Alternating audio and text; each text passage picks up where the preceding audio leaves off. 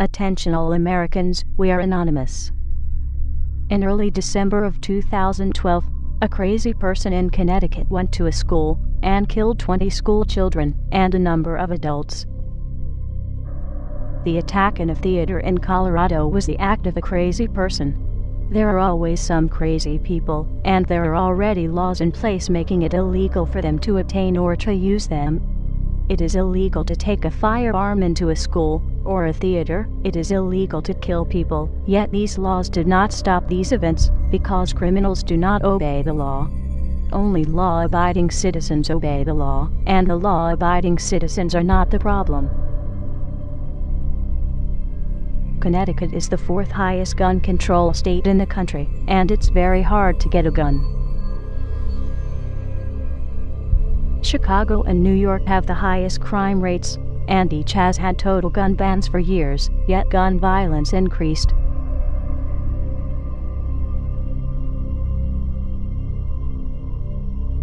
Mexico has a total gun ban for all citizens, but in the last 3 years, more than 55,000 people have been killed by guns because only the drug cartels and criminal government have them. Throughout history, authoritarian governments have used gun violence as an excuse to take people's firearms and control their population. This is exactly what Adolf Hitler did to disarm the German people, and look at the atrocities his administration did. Obama has been working hard to try and ban all semi-automatic weapons and shotguns, while at the same time increasing the weapons and firepower that police and government agencies have. Within minutes of the Connecticut shootings, politicians were on the state-run media saying it was time to get rid of the guns, and they will be talking about it for weeks to come.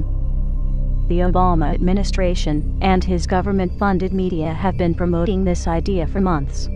Every time there is a shooting performed by a crazy person, the media talks about it non-stop for weeks or months. But when there is an illegal or unlawful shooting by police that does not fit Obama's agenda, the story is barely mentioned, such as some of the following cases. August 2nd, 2012. Travis Carter was shot in the head while handcuffed in a patrol car in police custody. Police claim he hid the gun and shot himself, even though he already told his girlfriend they would go to a movie when he got out.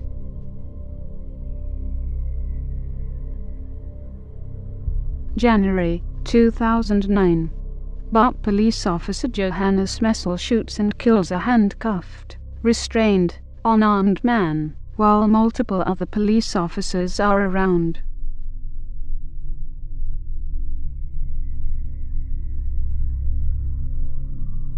August 2012. A man at the Empire State Building has killed a co-worker, and the police showed up and unleashed a hail of gunfire at the man, killing him, and the police bullets also injured many pedestrians.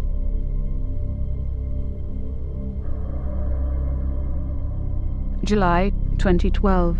Some protesters demand answers from police about why they shot a man in the back. The police responded on the crowd of protesters that had many children under the age of 10 with rubber bullets and attack dogs.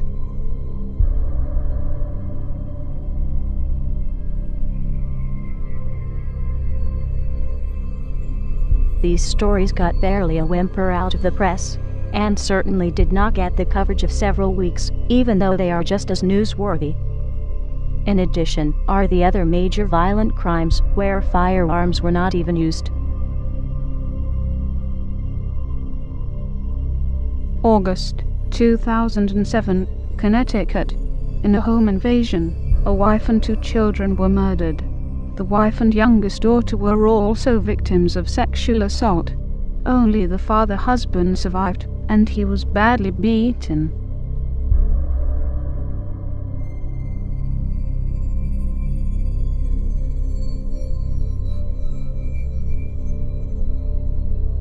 October 2012.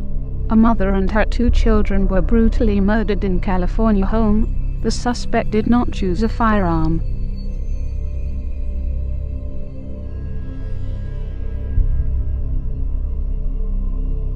October 2012.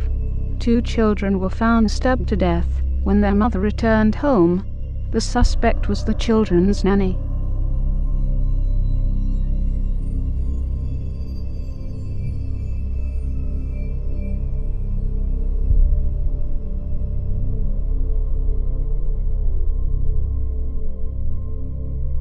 September 2012. Siblings' throat slit by intruder.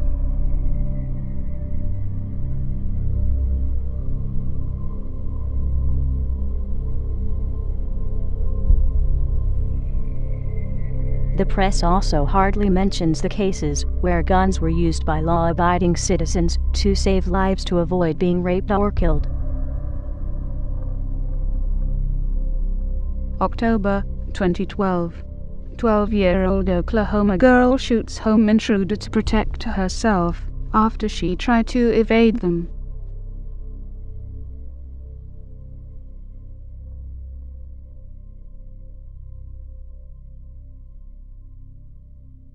January 2012.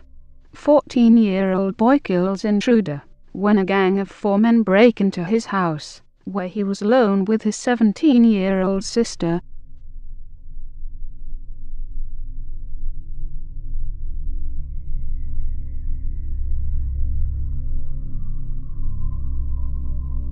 Many would have you believe that guns are the cause of violence, but that is like saying fat people are obese because they have forks and spoons.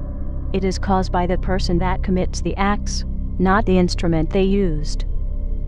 If guns were the cause of the violence, then the police would be committing more violence with guns and would need disarmed instead of being more heavily armed.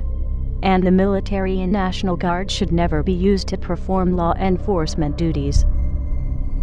Other Anons and many other people, including Alex Jones and many others, have provided lots of evidence over the years to these facts.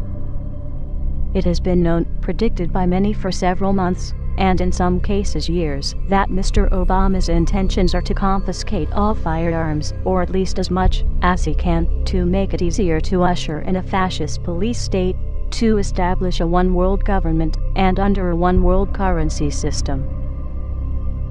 It was a tragedy in Connecticut, where the school children were murdered by a crazy person, and, as we have demonstrated in this video, there are countless cases where the press did not report on it as much because it was not on a political agenda.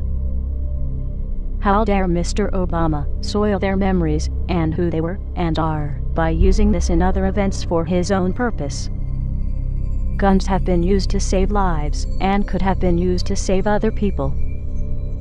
Mr. Obama would have you believe that guns are the cause of these crimes that CNN, Fox, and the rest of mainstream media talk about so much, but it is hardly mentioned when the crimes are committed by authorities that are ever increasingly armed. Mr. Obama will tell you he needs to get guns out of the hands of criminals, but he will be taking them out of the hands of law-abiding citizens, while the criminals will still have them, and will have other means of inflicting harm. The law-abiding citizen will be helpless. Those that were saved by guns will become victims. And those that could have been saved by guns will have that history repeated, as others end up raped and murdered.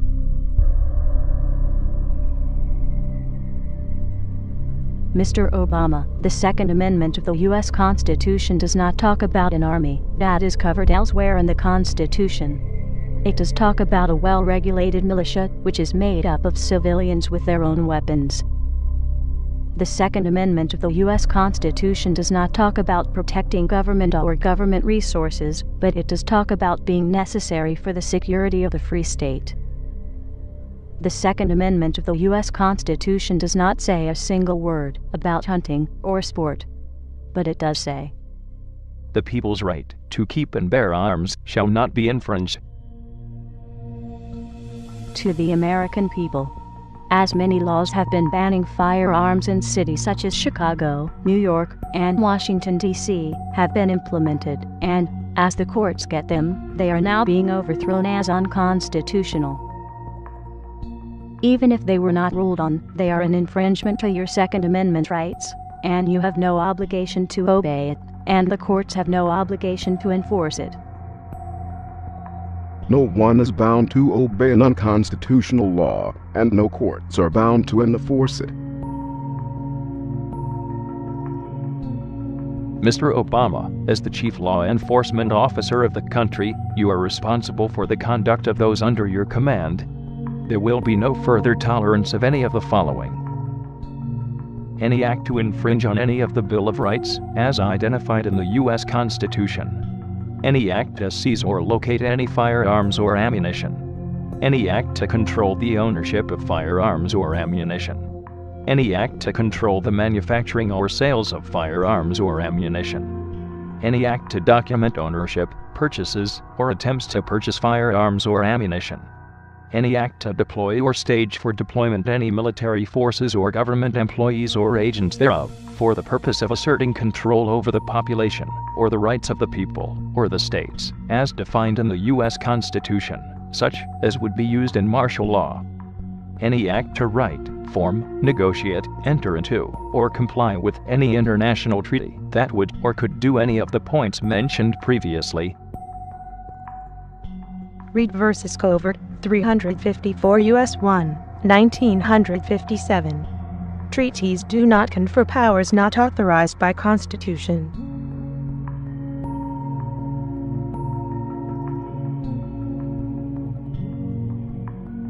Any action taken by you to attempt to perform those acts, or similar acts, as interpreted by the American people, or any attempt by you to skirt your responsibility to the true office of the presidency, will be viewed by many people as your willful act of insurrection and treason against the American people, as those acts would be willful disregard of your oath of office.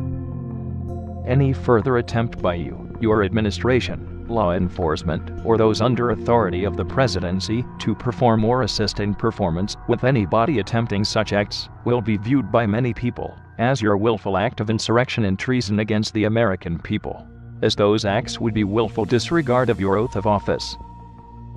Any further attempt by you, your administration, law enforcement, or those under authority of the presidency to do any of those acts mentioned, or anything similar, will be viewed by many people as your willful act of insurrection and treason against the American people, as those acts would be willful disregard of your oath of office. Upon such acts, it is the responsibility of the Vice President and Cabinet members to immediately exercise their authority under the 25th Amendment of the U.S. Constitution to remove you from office. Failure of such act may be viewed as an act of insurrection and treason by the Vice President and Cabinet members, as such failure would be willful disregard of each of their oath of office. Upon failure of the Vice President and Cabinet members to perform such duty of your removal, it then falls on Congress to immediately force your removal by legal means. Failure of any member of Congress to perform such duty, or to hinder it in any way, will be viewed by many people as an act of insurrection and treason against the American people, as such failure would be willful disregard of each person's oath of office. Upon failure of the Congress to perform such duty, it will be the responsibility upon the United States Supreme Court for failure to act in past or present to rectify said situation, and as such will be viewed by many people as an act of insurrection and treason against the American people, as such failure would be willful disregard of each Supreme Court justice's oath of office. Upon failure of all the aforementioned bodies to perform such duty, it will be the authority and duty of any and all members of the United States Armed Forces to remove the President, Vice President, Cabinet members, and members of Congress, and the U.S. Supreme Court justices from power by military force. Failure by all military members to perform such duties will constitute as an act of civil war against the American people by said authorities. This video has links to other sources. This is for news and education reasons, and so falls under fair use, but no doubt some people will try and have it removed. Download it and re-upload it, or pass it along. Let the truth be known. We are anonymous. We do not forgive. We do not forget.